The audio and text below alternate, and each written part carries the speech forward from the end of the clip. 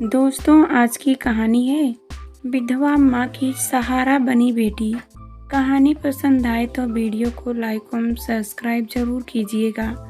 रंग पक्का सांवला और राम हो चांदनी। तो क्या सोचेंगे आप, यही ना कि नाम और रंग रूप में कोई तालमेल नहीं। जिस दिन चांदनी ने उस कॉलेज में बीए प्रथम वर्ष में प्रवेश लिया, उसी दिन से छात्रों के जहन में यह बात कौंधने लगी। किसी की आंखों में व्यंग होता, किसी की मुस्कुराहट में कोई ऐसे हाय हेलो करता कि उसमें भी व्यंग जरूर झलकता। चांदनी सब समझती थी, मगर वह इन सब से बेखबर केवल एक हल्की सी मुस्कान बिखेरती हुई सीधे अपनी क्लास में चली जाती। केवल नाम और रंग ही होता तो कोई बात नहीं थी। वह तो ठीक कस्बाई लड़की नजर आती थी। किसी छोटे मोटे कस्बे में से इंटर पास कर आई हुई बड़े शहर के उस कॉलेज के आधुनिक रंग रूप में ढले हुए छात्राओं को भला उसकी शालीनता क्या नजर आती। हाँ, 5-7 दिन में ही पूरी क्लास ने यह जरूर जान लिया था कि वह मेधावी भी है। बोर्ड परीक्षा की मेरिट लिस्ट में अपना स्थान बनाने वाली लड़की, इस बात की गवाही हर टीचर का चेहरा देने लगता जो उसका प्रोजेक्ट देखते भी। कभी प्रोजेक्ट की फाइल देखते तो कभी चांदनी का चेहरा रंगनाथ क्लास का मुफ्त छात्र था। एक दिन वह चांदनी से पूछ बैठा, मैडम क्या हमें बताएंगी कि आप कौन सी चक्की का आटा खाती हैं? चांदनी कुछ नहीं बोली, बस चुपचाप उसे देख भर लिया। तभी नीलम के मुंह से भी निकला, हाँ हाँ जरूर बताना, ताकि हम भी उसे खाकर अपने दिमाग को तरोताजा रख सके। रंगनाथ और नीलम की ये फप्तियाँ सुनकर पूरी क्लास ठहाका मारकर हंसने लगी, लेकिन चांदनी के चेहरे का सौम्य भाव इससे जरा भी प्रभावित नहीं हुआ। वह मुस्कुराकर केवल इतना बोली, हाँ क्यों नहीं बताऊंगी, जरूर बताऊंगी। फिर उसका ध्यान अपनी कॉपी पर चला गया। चांदनी गर्ल्स होटल में रहती थी। वह छुट्टी का दिन था। लड़कियां हॉस्टल के मैदान में वॉलीबॉल खेल रही थी, कुछ हरी घास पर बैठी गपशप कर रही थी तो कुछ मिलने आए अपने परिजनों से बातचीत में व्यस्त थी। साथ आए बच्चों हरी हरी घास पर लोट-पोट रहे थे। वहीं कॉरिडोर में एक किनारे कुर्सी पर बैठी हॉस्टल वार्डन रीना मैडम सारे दृश्य देख रही थी। उनके चेहरे पर उदासी छाई हुई थी। इन सारे दृश्यों को देखते हुए भी उनकी आंखें जैसे कहीं और खोई हुई थी। उनका हमेशा प्रश्न रहने वाला चेहरा इस वक्त चिंता में डूबा हुआ था। कॉरिडोर में लड़कियां इधर से उधर भाग दौड़ मचाए हुए थी, मगर शायद किसी का भी ध्यान रीना मैडम पर नहीं गया। अगर गया भी तो किसी ने उनके चेहरे की उदासी के बारे में पूछने की जरूरत नहीं समझी। अचानक रीना मैडम के कंधे पर किसी का हाथ पड़ा। उन्होंने सिर उठाकर देखा, वह चांदनी थी। कहाँ खोई हुई है मैडम, आपकी तबीयत तो ठीक है ना? चांदनी ने पूछा, नहीं ऐसा कुछ नहीं है, मैं ठीक हूँ चांदनी। रीना मैडम बोली, नहीं मैडम कुछ तो है, छिपाइए मत, आपका चेहरा बता रहा है कि आप किसी परेशानी में हैं। रीना मैडम की आंखें नम हो आई। चांदनी के शब्दों में न जाने कैसा अपनापन था कि उनसे बताए बिना नहीं रहा गया। वह अपनी आंखों में छलक आए आंसुओं को आंचल से पोंछती हुई भरे गले से बोली, चांदनी कुछ देर पहले ही मेरे घर से फोन आया है कि मेरे बेटे की तबीयत ठीक नहीं है। वह मुझे बहुत याद कर रहा है। मैं कुछ समय के लिए उसे यहाँ लाना चाहती हूँ, लेकिन यहाँ मैं हर समय तो उसके पास रह नहीं सकती। घर से कोई और आ नहीं सकता।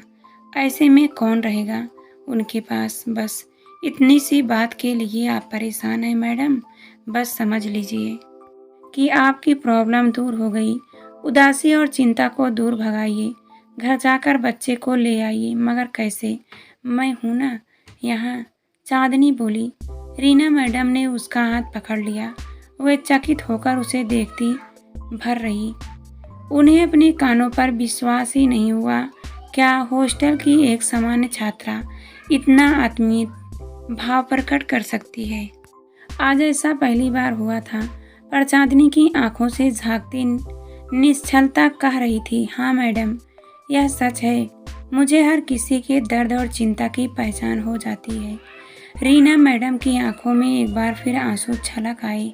ना ना ना मैडम, आपकी ये आंखें आंसू बहाने के लिए नहीं है। जो मैंने कहा है उसे कीजिए।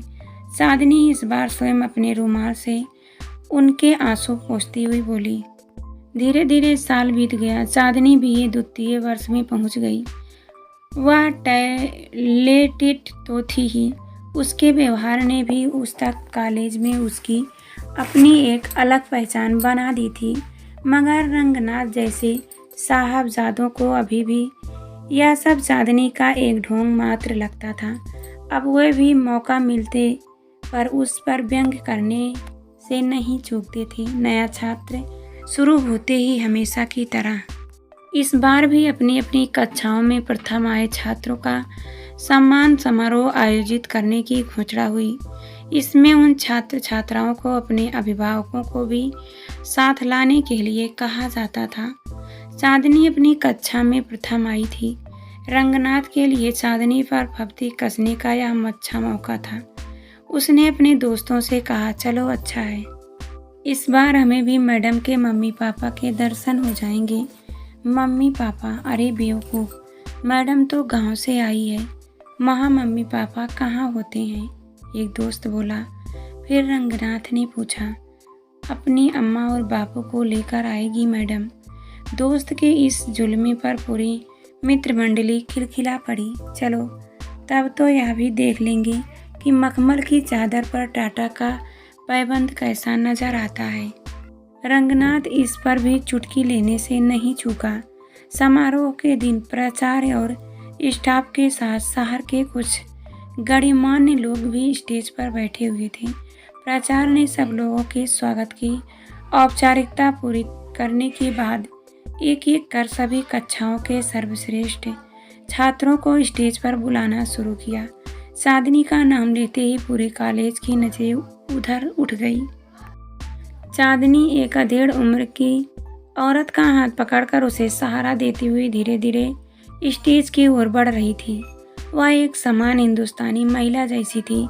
वहाँ उपस्थित दर्जनों सजी संवरी शहरी महिलाओं से बिल्कुल अलग, मगर सलीके से पहनी सफ़ेद साड़ी, खिंचड़ी हुए बाल के बीच सिंदूर विहीन मांग, थकी हुई दृष्टि के बावजूद सजग आंखें, चेहरे पर छलकता उसका आत्मविश्वास, लेकिन साधारण होते हुए भी उनके व्यक्तित्व में गजब का आकर्षण था। वह चांदनी की माँ थी। वहाँ उपस्थित अभिभावकों में पहली ऐसी माँ थी जिन्हें कोई छात्र अपने साथ स्टेज पर ले गया। उनके स्टेज पर पहुँचते ही प्राचार्य ने खड़े होकर उनका स्वागत किया, फिर एक कुर्सी मंगाकर उन्हें बैठाया। अब आगे चांदनी को बोलना था। उसने थोड़े से नपे तुले शब्दों में बताया, ये मेरी माँ है, गांव में रहती हैं। पिताजी के देहांत के बाद मुझे कभी उनकी कमी महसूस नहीं होने दी। उन्होंने माँ और पिता दोनों की जगह ले ली। मुझे पढ़ाने के इनके इरादों में ज़रा भी कमी नहीं आई। आज मैं जो आप लोगों के बीच हूँ वह इन्हीं की बदौलत हूँ। काफ़ी समय पहले मेरे कुछ मित्रों ने पूछा था कि मैं कौन सी चक्की का आटा खाती हूँ। मैंने उनसे वादा किया था कि समय आने पर आपको ज़रूर बताऊंगी। आज वह वादा पूरा करने का समय आ गया है।